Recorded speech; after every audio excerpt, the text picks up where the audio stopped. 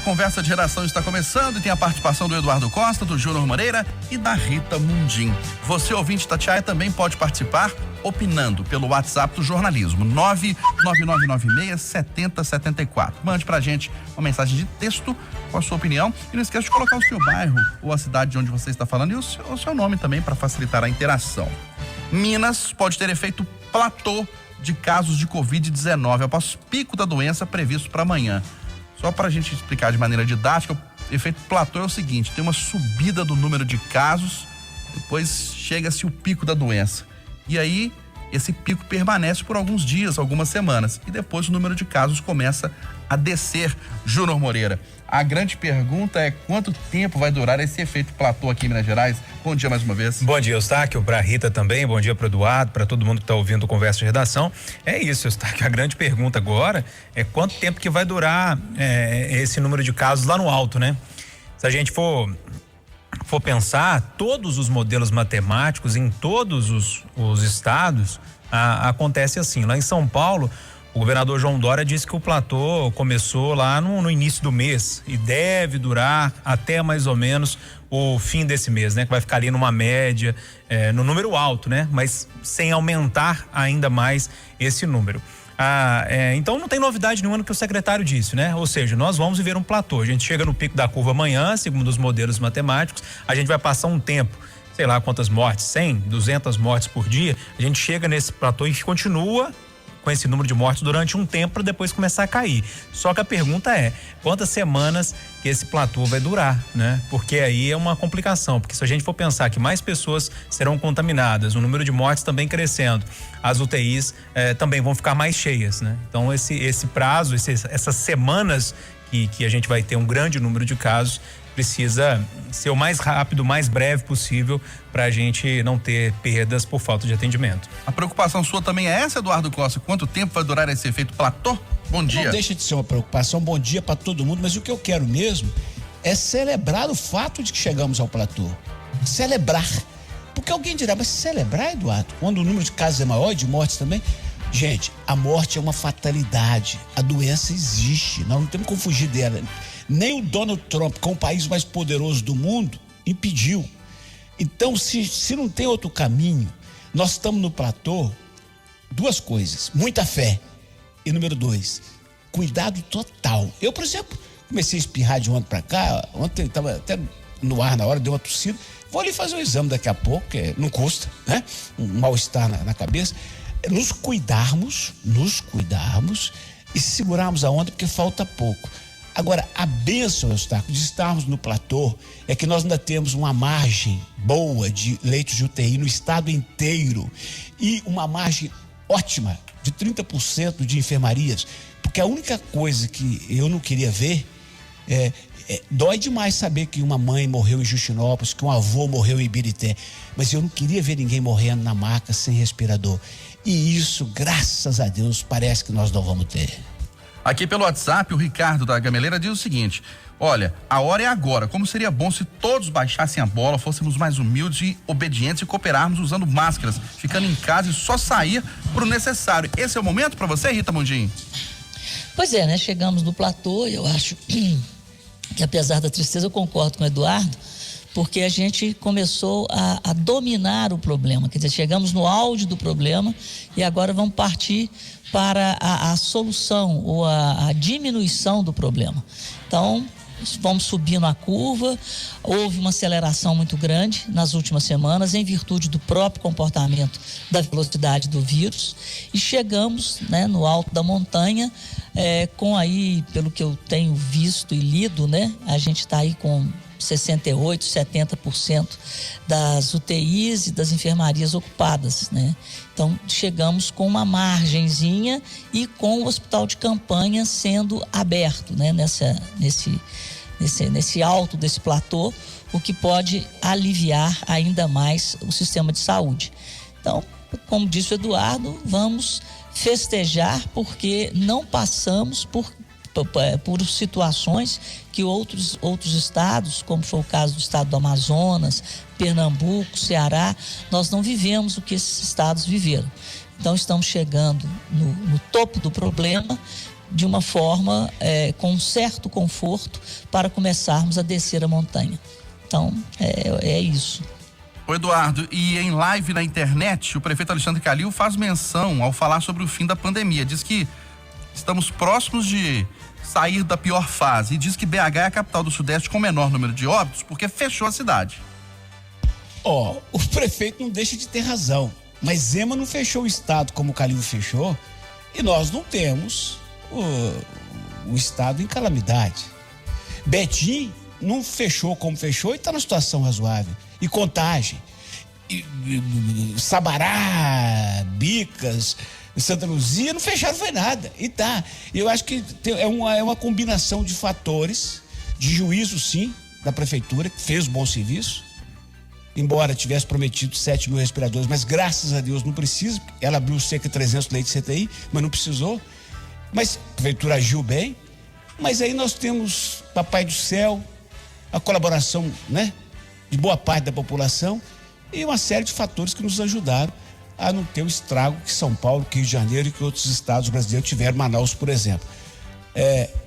Eu não posso negar que o fechamento diminuiu o número de casos em Belo Horizonte. Eu não sei se precisava ser desse tanto e fazer o estrago que seguramente está fazendo nas atividades econômicas.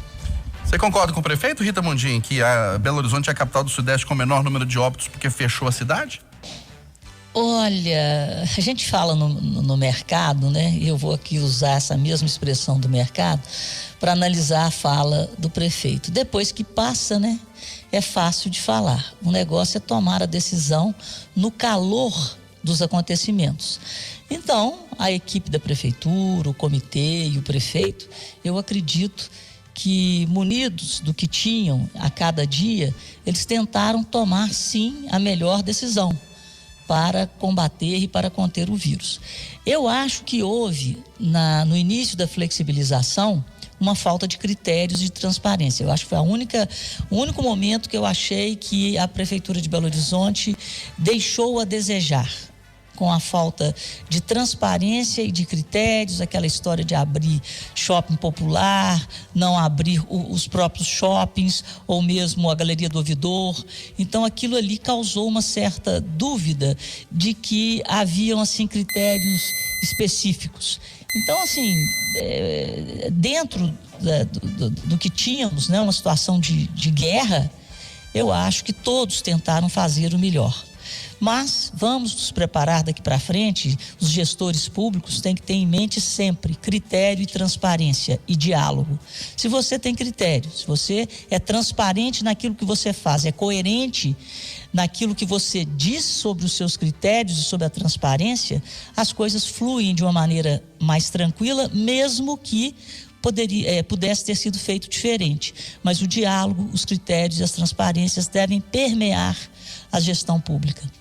E o que você acha, Júnior Moreira? Olha, Eustáquio, não é questão de concordar ou não concordar, né? Os números estão aí, os números mostram que Belo Horizonte foi muito bem nessa história. Agora é o daqui para frente, né? Ontem, na live, rapidamente, acho que durou cerca de 8 minutos. O tempo dessa live do prefeito. E para mim, o que eu tiro de mais importante de tudo que ele falou tá bem no início da live dele. Ele mudou completamente o foco, né?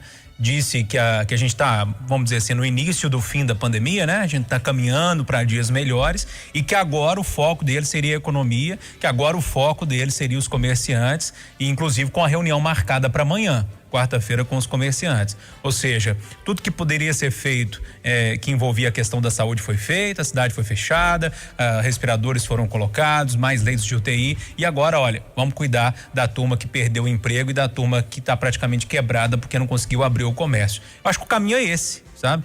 E essa virada de tom do prefeito me pareceu muito interessante a partir de agora. Acho que os diálogos com os comerciantes podem ser bem mais produtivos nesse momento que agora vamos ver, ele sempre prometeu, né, que quando fosse a hora de falar de economia ia começar a falar, ele começou a falar ontem nessa live e vamos ver quais serão essas ações para a retomada da economia aqui na cidade. Eduardo, um levantamento exclusivo feito pelo nosso João Felipe Lolli, que cobre a Câmara Municipal, revela quem são os vereadores responsáveis pelo tempo tão curto das reuniões online em Belo Horizonte. Muitos deles se utilizam da chamada verificação de quórum e aí a reunião é encerrada. Você também que cobriu a Câmara por muito tempo deve ter presenciado isso várias vezes. Primeira coisa que eu quero, eu agora vou alongar um pouco mais, permitam-me os amigos, depois eu calo a boca. Primeiro que eu não conheço regime melhor do que eu já falei isso N vezes na rádio, eu não conheço regime melhor de governo que a democracia. Se tem, eu não conheço. Você tem a democracia direta, a participativa e a representativa. A Assembleia de Condomínio mostra que não dá para fazer a participativa. Direta beira a ditadura. Então, tem que ser a representativa. Uma democracia de representação exige um legislativo forte. Eu fico doído quando eu falo mal do parlamento, seja o Congresso, seja a Assembleia Legislativa, ou seja, qualquer Câmara Municipal. E eu falo muito mal da nossa Câmara Municipal. Eu tomei emprestado de um ex-vereador de 2 mandatos, o médico Zé Correia Brasil, com a Casa do Espanto, porque ela não cansa de me espantar. Quando a gente fala mal do prefeito, o prefeito é um ser só, solidário, tentando acertar. Mas o problema é que o cara não tem ajuda, nem ele, nem o governador, nem ninguém. Eles não têm ajuda sincera dos outros entes de governo, dos caras que deviam ajudar. A Câmara Municipal de Belo Horizonte vai passar a pandemia toda sem fazer um esforço concreto para ajudar em alguma coisa. E esse levantamento do Loli me faz lembrar do meu pai. Aqui eu vou contar um segredo de casa. A minha mãe era uma pessoa muito católica, muito católica. No mínimo ela ia à igreja 2 vezes por semana. E o meu pai só ia quando tocava pistão, mas parou cedo. O meu pai era aquele caminhoneiro que trabalhava muito e ficava em casa. Então, às vezes minha mãe chegava e falava assim, e estava indo para a igreja e falava assim: vai rezar não, Leontino? Vamos? Ele falou: não, eu vou não. Ela falava: reza não para você ver. Aí meu pai ficava lá sentado, ouvindo o rádio dele e tal. Quando minha mãe voltava, ela comentava com minha irmã assim, tipo, né? Como todo mundo fala: você viu fulana como é que tá magra? Você viu fulana como é que falatório de Beltrão? Meu pai falava assim, rezar. E o meu pai, meu caro Eustáquio Ramos, senhoras e senhores, falou N vezes com a gente dentro de casa: cuidado com quem reza muito. Ô, gente, eu tenho fé, acredito que não dá para viver sem fé. Não abro mão da espiritualidade, embora tenha N dúvidas em relação à religião. Mas o que a vida me mostrou, seja com padre, com pastor e com líderes religiosos, evidentemente sem generalizar, porque tem muita gente boa, mas onde eu conheci algumas das piores pessoas foi no meio dessa gente que se diz cristã demais e que reza demais. E quando a gente olha para a Câmara Municipal e o Loli prova que quem está barrando todas as sessões tem algo a ver com o chamado bancada cristã. E quando a gente vê que as 2 únicas sessões que duraram 4 horas lá, uma foi para discutir se homenagear ou não o cristão presidente da República num momento mais inoportuno, eles mesmos reconheceram. E a outra foi para tirar a palavra gênero de uma lei de proteção à mulher. Então, além de pedir pelo amor de Deus à Câmara Municipal de Belo Horizonte que me dê motivos para elogiar, eu estou fazendo um apelo aqui desesperado. Senhores vereadores da bancada cristã da Câmara Municipal, não me façam lembrar todo dia do meu pai quando ele falava: cuidado com quem reza muito, meu filho. E você, Júnior Moreira, o que acha dessa prática que está se tornando corriqueira de verificação de quórum, e aí a reunião dura 2 minutos, 7 minutos, 10 minutos na Câmara de Belo Horizonte? É regimental, né, Eustáquio? Precisa mudar o regimento. Acho que a gente tem que ir no cerne da questão, né? E além do mais, pedir também um pouquinho de vergonha na cara dos vereadores, né? A gente sabe que ano eleitoral, a turma só está preocupada com campanha. Repare no seu WhatsApp, Eustáquio, Rita, Eduardo, ouvinte, se você tem algum assessor ou algum vereador nos seus contatos. Só chega mensagem toda hora: tô fazendo sei o quê, o trabalho continua, é foto pra lá, é foto pra cá. Ou seja, tá todo mundo preocupado com a campanha. E só um parênteses, né? Incluem a gente em lista de transmissão no celular, é o dia inteiro chegando mensagem. É o dia inteiro. E aí, a turma não tá querendo saber trabalhar, tá querendo fazer campanha, enfim, e aí o regimento joga a favor, né? Porque começa a reunião, por favor aí, presidente, vamos avaliar quando... Aí tem lá 18 pessoas, cancela a reunião, sabe? A gente precisa começar a ficar muito atento e principalmente olhar em quem nós votamos, sabe? Eu costumo falar, eu vi isso de alguém uma vez, eu não me lembro quem falou, mas eu costumo repetir isso sempre. Nós somos os patrões dessa turma lá. E o momento de demiti-los é agora, em novembro. Era outubro, passou para novembro, dia das eleições. É nesse momento que a gente vai demitir quem não quer trabalhar. A turma tem um salário de 18 mil, fora os auxílios não sei o de quê, e aí é verba de gabinete, é carro, é assessor, enfim, né? Sem contar outras cositas mais que a gente sabe que acontece nas casas legislativas por aí, né? Então, assim, simplesmente a gente quer que eles, durante os 10 dias, porque eles fazem 10 sessões plenárias, né? Nos 10 primeiros dias úteis do mês, pelo menos nesses 10 dias, faça alguma coisa. A gente só quer isso. Né? Que vote em projetos que são realmente interessantes, que fiscalize, por exemplo, o transporte público que a gente fala tanto aqui, né? E por aí vai. Ou seja, não tem muito o que falar, não, Eduardo já falou tudo, mas que a história fica cada dia mais complicada para esses vereadores. E não se enganem não, turma, do mesmo jeito que vocês conseguem comunicar com a gente pelo WhatsApp, pelas redes sociais, as redes sociais também trouxeram uma coisa muito legal, a gente consegue monitorar de forma melhor vocês também, que são vereadores. Então tome cuidado que novembro está chegando.